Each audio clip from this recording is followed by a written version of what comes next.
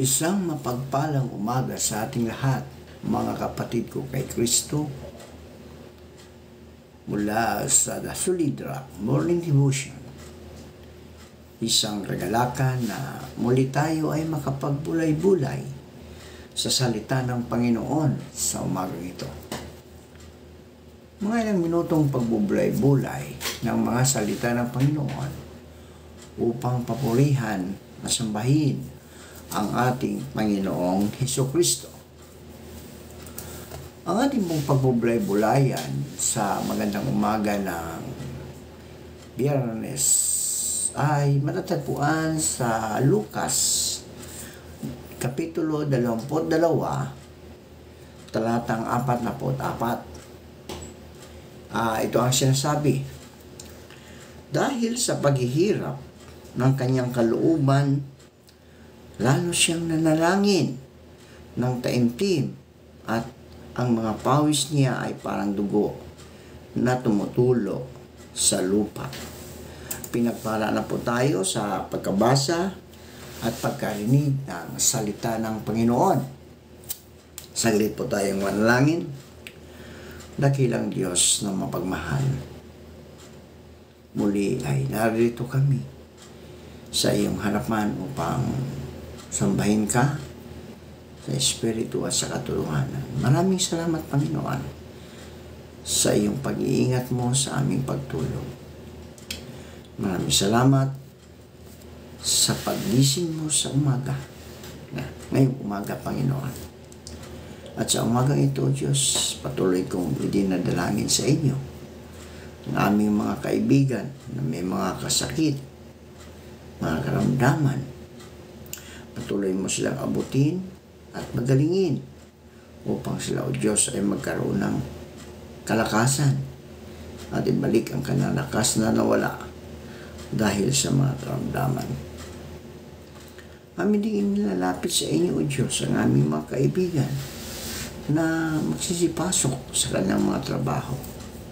Ingatan mo sila, O Diyos, sa pagpasok nila sa kanilang mga opisina, sa kanilang mga pinagtatrabaho ang kumpanya, Panginoon.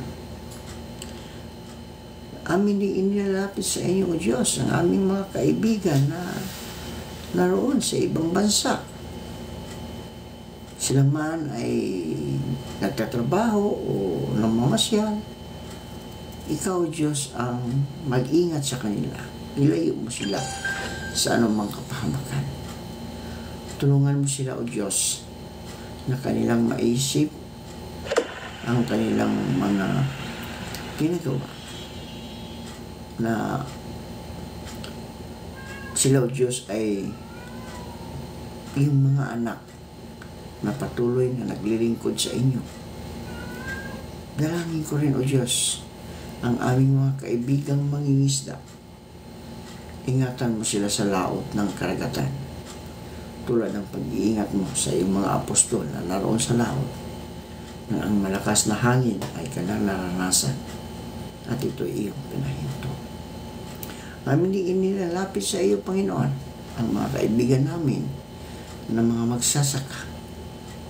Patuloy mo po silang ingatan sa kanilang pagsaka upang marami po silang mga pananim na may tanim, Panginoon, katulad ng palay, gulay, prutas, at iba pa. Ilayo mo sila sa anumang kapahamakan. Amin inilalapit sa inyo ang aming mga kaibigang OFW, nagtatrabaho sa ibang bansa, saan mang dako ng mundo, Panginoon. Ingatan mo sila, O Diyos, sa kanilang paghahanap buhay doon. Ano man ang kalagayan ng bansang ito, nagkakaroon man ng kaguluhan, Panginoon, the Lord, ingatan mo po sila, proteksyonan mo sila sa anumang kasamaan, Panginoon. Gayon din po, O Diyos, aming inilalapit ang aming mga kaibigan na naghahanap ng trabaho. Ito man ay lokal o abroad, naway makasumpong sila ng trabaho sa tulong ng iyong banal na Espiritu upang sila, O Diyos, ay magkaroon ng hanap buhay. Maraming salamat, Panginoon, sa mga kasagutan sa aming mga panalangin. Sa pangalan ni Jesus. Amen. Amen.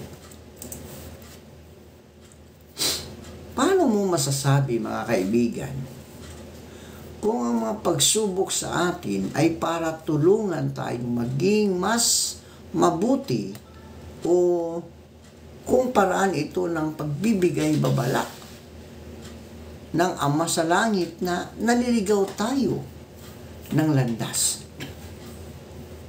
Ang mga pagsubok ay makatutulong sa atin na maging mas mabuti anuman ang layunin ng mga ito. Kung gagamitin natin ang mga ito upang umunlad sa espiritual, ipaalam ng inyong konsyensya kung mali ang tinatahak mong landas. Kung hindi maganda ang pakiramdam mo sa isang bagay na iyong nagawa, manalangin sa Ama sa langit at humingi ng tawad sa Kanya. Sikaping maayos ang mga problemang idinulot mo, mga kaibigan. Maaari ka ring humingi ng payo sa iyong mga magulang kung ikaw ay may kaproblema. Leader ng iyong iglesia o simbahan. Ang mga hakbang na ito, mga kaibigan, ay tutulong sa iyo na mas gumanda ang iyong nadarama at magpatuloy sa tamang direksyon. Ang mga pagsubok, mga kaibigan, ay hindi bunga ng kasalanan, ay makatutulong din sa iyo na maging mas mabuti. Ang ganitong mga uri ng pagsubok ay susubok sa iyong pananampalataya, pagtitiis o pagtuturo sa iyo tungkol sa iyong sarili. Upang makamit ang mga pagsubok na ito sa iyong pag-unlad, tanungin ang inyong sarili kung ano ang matutuhan mo sa mga ito at ano ang mas maganda mo pang magagawa. Ang iyong pananampalataya ay mapapalakas sa mga pagsubok kung hihingin mo ang tulong ng Diyos sa langit. Tulad ng ginawa ng tagapagligtas noong siya ay nagdurusa. Tandaan natin yan. Nagdurusa siya dito sa lupa. Makapagdarasal ka ng lalong maningas. Ayon sa Lucas 22:44. Dahil sa paghihirap ng kanyang kalooban, lalo siyang nanalangin ng taimtim at ang mga pawis niya ay parang dugo na tumutulo sa lupa. Maaring alisin ng Ama sa Langit ang pagsubok o palakasin kanya upang makayanan itong mabuti. Isa sa mga paraan na binabalaan tayo ng Diyos sa langit kapag tayo ay nalilihis ng landas ay ang kanyang pagbibigay inspirasyon sa mga kaibigan o kapamilya na ibahagi ang kanilang experience, patotoo, o personal na karanasan sa atin. Kung nakukonsensya tayo o hangad nating magbago habang ibinabahagi nila ang kanilang mga nadarama, alam natin na kailangan tayong magsisi at baguhin ang ilang bagay sa buhay natin. Alamin sa puso mo, kaibigan, kung ang ginagawa mo ba ay talagang yaong ipinagagawa sa iyo ng Diyos sa langit. Nasa ating buhay ang Espiritu Santo na magtuturo sa ating gawin ang mabuti sa halip na masama.